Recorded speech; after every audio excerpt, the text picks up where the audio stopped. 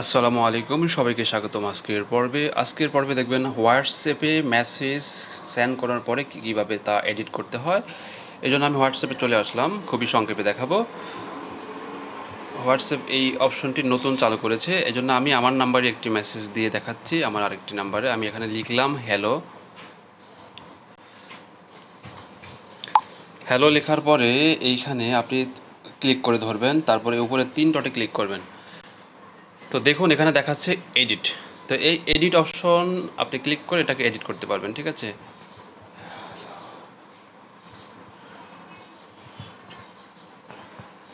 তো এইভাবে দেখুন এডিট করলাম। তো এই এডিটটি আরেকটি কথা বলে রাখি, এই এডিটটি ততক্ষণ পর্যন্ত করা যাবে যতক্ষণ পর্যন্ত আপনার মেসেজটি সিন না করা হচ্ছে, ঠিক আছে। সিন করলে কিন্তু আপনি মেসেজটি এডিট করতে পারবেন না। তো এই ছিল আপনার হোয়াটসঅ্যাপে মেসেজ করার পরে কীভাবে তা এডিট করতে হয় দেখালাম। সবাই আশা করি বুঝতে পেরেছেন। যদি ভালো লেগে থাকে তাহলে আমার এই চ্যানেলটিকে সাবস্ক্রাইব করবেন, সাথে থাকবেন। সবাইকে অসংখ্য অসংখ্য ধন্যবাদ।